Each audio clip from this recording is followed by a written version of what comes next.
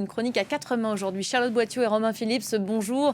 De Bonjour. la rédaction d'Info Migrants, de retour surtout de Mayotte, ce minuscule archipel français à 8000 km de la métropole.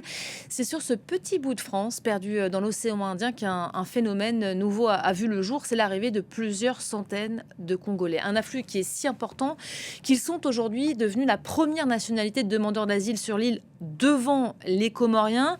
Et pour illustrer le sujet, vous nous avez donc choisi un cliché, une photo qu'on regarde tout de suite. Racontez-nous qui est ce monsieur. Alors, il s'appelle Kennedy, il est congolais, demandeur d'asile. Il est arrivé à Mayotte il y a 7 mois. Ce que vous voyez autour de lui, c'est une toute petite partie du campement Tsunzu 2, du nom de la commune sur lequel a été bâti ce campement. Et dans ce campement, il y vit avec plus de 1000 personnes. Imaginez-vous, c'est un immense campement qui est constitué essentiellement de Congolais. Vous l'avez dit, il y a aussi des Somaliens, des Yéménites.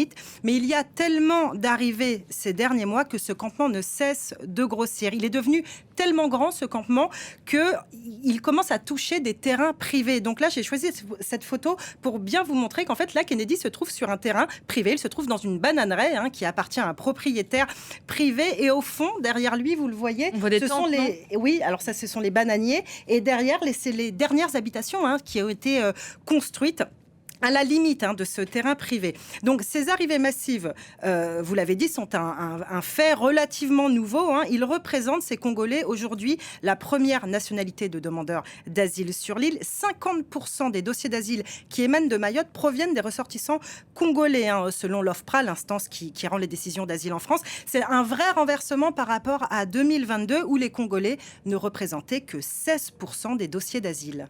Vous parlez de ces arrivées massives, on va le dire comme ça, clairement. Comment est-ce qu'ils arrivent ici sur cette minuscule île française? Alors, ils arrivent via une nouvelle route migratoire. En fait, concrètement, la plupart de ces Congolais viennent de la région du Kivu, en RDC. Ils fuient la guerre, ils fuient les combats. Alors, vous allez voir sur la carte. Et ils passent donc par la Tanzanie voisine. Vous voyez, ils traversent du Kivu. Ils arrivent en Tanzanie voisine, mais ils ne restent pas en Tanzanie. Ils rejoignent souvent Dar es Salaam, la capitale économique. Et c'est là qu'ils se font prendre dans des réseaux de passeurs qui vont organiser des traversées dans l'océan Indien jusqu'à l'archipel français à 800 km de là. Mais alors, ce qui est vraiment très étrange, très inédit pour nous, journalistes à Info Migrants, c'est que pour la première fois, nous avons rencontré des réfugiés qui ne savaient pas où ils allaient. C'est-à-dire qu'ils empruntent cet itinéraire depuis les côtes tanzaniennes, mais ils ne savent absolument pas où ils vont. Ils embarquent en fait pour une destination complètement inconnue. Ils ne savent rien de Mayotte. Je vous propose en fait d'écouter Alain et Amini. Ce sont deux Congolais que nous avons rencontrés à Mayotte et ils nous racontent leur traversée justement de l'océan Indien sans savoir où ils allaient. Et c'est maintenant au milieu, que, quand tu es maintenant dans le bateau, que tu sais que tu vas à Mayotte. Parce qu'on te cache un peu les choses. Donc, quand vous êtes parti de Tanzanie, vous ne saviez pas où vous alliez, c'est ça? On ne vous a rien dit? Rien comme la direction. On ne savait pas. Vous êtes parti quand même? Sans savoir là où on part. Vous saviez que c'était la France? On ne savait pas. On ne savait pas. Rien du tout. Vous ne connaissiez pas Mayotte? On ne savait pas là où on part. D'accord. Et Mayotte, quand on vous a dit vous êtes arrivé à Mayotte, vous connaissiez le nom Mayotte? Moi, là, je suis tout juste, je ne connaissais pas les Mayotte là. En vérité, là, je ne savais pas. La première fois quand je suis arrivé, je dis, oh, vous êtes à Mayotte, c'est une partie de France. Quand on est arrivé, c'est là. Ouais, ça paraît complètement fou quand on entend ce témoignage. Ils ne savaient pas où ils allaient. Comment est-ce que c'est possible? En fait, il faut bien comprendre que toutes ces personnes, elles sont dans une logique d'urgence quand elles arrivent à Mayotte. Leur seule volonté, c'est de fuir la guerre qui ravage la région où ils vivent, donc celle du Kivu, à l'est de la RDC. Et donc, elles partent avec précipitation. Elles n'ont donc pas le temps de planifier leur exil et encore moins de réfléchir à leur destination finale. Et c'est exactement en fait aussi sur cette peur que jouent les passeurs, puisqu'ils leur promettent une destination sûre et ça suffit généralement en fait à convaincre les migrants d'embarquer dans une pirogue en bois à travers l'océan Indien.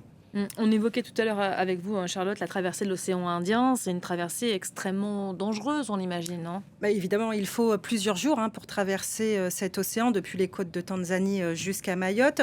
Et surtout, ils traversent dans des kwassa. Je ne sais pas si les gens connaissent les kwassa. C'est vraiment des embarcations de pêcheurs très précaires, souvent en bois. Donc, des embarcations absolument pas adaptées pour traverser la haute mer, pour traverser l'océan Indien. Je rappelle qu'il y a 800 kilomètres entre Dar es Salaam et Mayotte. Donc en fait, il y a beaucoup de risques de dériver, il y a des risques de chavirer, il y a des risques donc que l'embarcation se perde en mer et que les occupants meurent de soif, de faim. Donc il y a potentiellement une mortalité très élevée sur cette route maritime, mais c'est une mortalité qui est très peu documentée. Parce que contrairement à d'autres parties du monde, il n'y a pas d'ONG de secours en mer, il n'y a donc pas de recensement.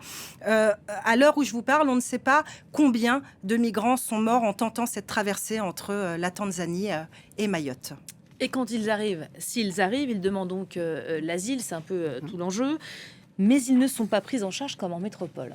Bah non, c'est ça en fait. Les places d'hébergement d'urgence pour demandeurs d'asile à Mayotte, elles sont complètement saturées. Alors, on a tenté de faire un état des lieux de l'hébergement d'urgence à Mayotte, mais la préfecture, elle n'a pas voulu répondre à nos questions. On s'est donc tourné vers les associations qui gèrent ces hébergements, mais sous couvert de ce refus préfectoral, elles n'ont pas voulu non plus nous répondre.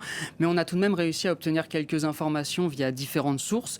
Donc, ce qu'on sait aujourd'hui, c'est qu'il y a environ 1060 places qui sont occupées à Mayotte. Le taux d'occupation moyen, il est de 107%.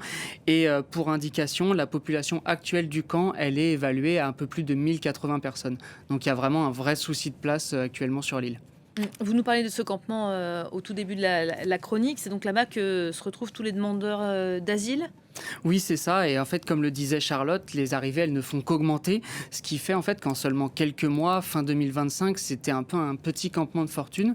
Mais aujourd'hui, c'est assez impressionnant. C'est devenu un gigantesque lieu de vie.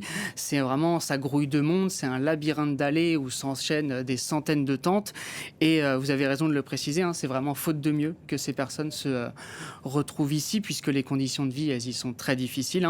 Déjà, il y a bien évidemment toutes les difficultés qui sont inhérentes à la vie en camp, comme l'insalubrité, la maladie, la non-scolarisation des enfants. Mais à cela, il faut ajouter en fait toutes les complications qui sont liées à Mayotte, puisque comme vous vous en doutez, le climat, l'environnement, etc. en fait, sont pas du tout les mêmes qu'à Paris ou encore à Calais où on retrouve souvent des campements. Le campement, par exemple à Mayotte, il est menacé d'un côté par l'océan et de l'autre côté par une mangrove, ce qui fait qu'en fait, il est régulièrement victime de la montée des eaux. Et comme le campement il cesse de s'agrandir au fur et à mesure des arrivées, eh bien les habitants ils sont obligés de construire toujours plus proche de l'eau, quoi. Et comme l'explique Kennedy, on va écouter son témoignage dans un instant, eh bien l'eau, elle rentre parfois jusque dans les tentes. Si les gens n'ont pas de place où habiter, c'est pourquoi ils sont forcés de venir vraiment presque dans l'eau pour y habiter. C'est dans la mangrove, c'est près de l'eau.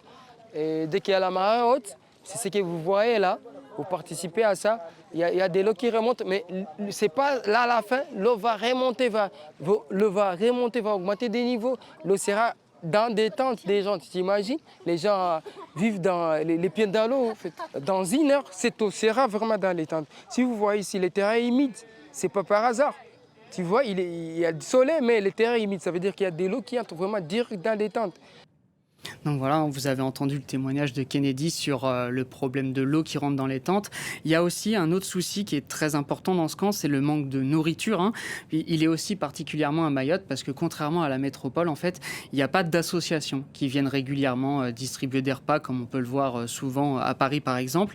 Il y a une association, elle est d'ailleurs gérée par un réfugié congolais qui, il y a encore quelques mois, habitait lui-même dans un camp à Mayotte. Et donc avec des bénévoles, il fait de temps en temps de la préparation et de la distribution de repas, mais c'est tout, ça reste donc très très peu. L'autre particularité liée à Mayotte, autour de la nourriture aussi, c'est que il faut savoir que Mayotte, c'est une zone d'exception. Donc les demandeurs d'asile, quand ils arrivent à Mayotte, ils n'ont pas le droit à une aide financière, ils ont uniquement des bons alimentaires qui sont d'un montant assez dérisoire en fait. Donc pour se nourrir, c'est vraiment la débrouille. Ils sont obligés de se débrouiller. On a rencontré des réfugiés, des demandeurs d'asile, qui parfois ne mangeaient pas de la journée. C'était le cas de Benoît par exemple. Lui, c'était un père de famille. Et ce qu'il nous a raconté en fait, c'est que sa première mission quand il se réveillait le matin, c'était trouver de l'eau, trouver de la nourriture. Et s'il n'y arrivait pas, en fait, lui et ses enfants, tout simplement, en fait, ils mangeaient pas, quoi. Alors comme si le quotidien n'était pas assez compliqué, vous venez de quand même énumérer quelques gros soucis à gérer chaque jour. Il faut aussi faire face au très fort taux de criminalité et de délinquance. Ils s'en plaignent, les migrants? Oui, beaucoup, et ils s'en plaignent parce qu'ils sont très choqués d'être pris pour cible. Il faut savoir que 2 jours avant notre arrivée, ce campement de Tsunzu avait été attaqué par des jeunes, mais une attaque particulièrement violente. De ce qu'on nous a raconté, il y a une trentaine de jeunes qui sont venus armés de machettes et de barres de fer. Ils ont brûlé, on était là, on a vu les restes de cadavres de scooters, de motos. Ils ont brûlé, ils ont essayé de brûler le campement, mais ils se sont arrêtés à l'entrée du campement. Donc c'est des attaques extrêmement violentes, une attaque qui n'a pas été revendiquée. Donc en fait, c'est très dur de comprendre qui attaque. Est-ce que ce sont pourquoi on sait pas non plus. des jeunes Mahorais? Est-ce que ce sont des jeunes Comoriens qui sont très nombreux sur l'île? En fait, on ne sait pas trop. Ce qu'on sait, c'est que les migrants les appellent les délinquants. Je vous propose d'écouter le témoignage de Moïse. Il était là le jour de cette attaque et il nous raconte ce qu'il a vu ce soir-là. Attention, les images sont un peu difficiles. J'étais là. Racontez-moi, c'était énormément de violence? Oui, je peux dire que c'était une violence parce qu'ils avaient des machettes, des fers à béton, oui, avec des pierres. Ils nous ont attaqués, ça n'a rien fait avec ces petits. Puis ils ont venir, c'était plus de 30 personnes. Ils nous ont attaqués, dit que nous sommes des Africains. On a peur de sortir, d'aller chercher le travail. C'est ça le problème. Et puis, à cause de ces enfants, on ne peut pas aller chercher ce qu'on va manger. Est-ce qu'ils vous attaquent sur la route? Oui, ils nous attaquent dans la route. Bon bah voilà, vous venez d'entendre un témoignage du coup d'une victime de ces attaques, et ces attaques elles sont tellement violentes en fait qu'elles conditionnent même les sorties des migrants hors du camp en fait. Ils ont tellement peur que même pour des rendez-vous administratifs à Mamoudzou, qui est le chef-lieu de l'île, ils s'organisent et ils se déplacent en groupe.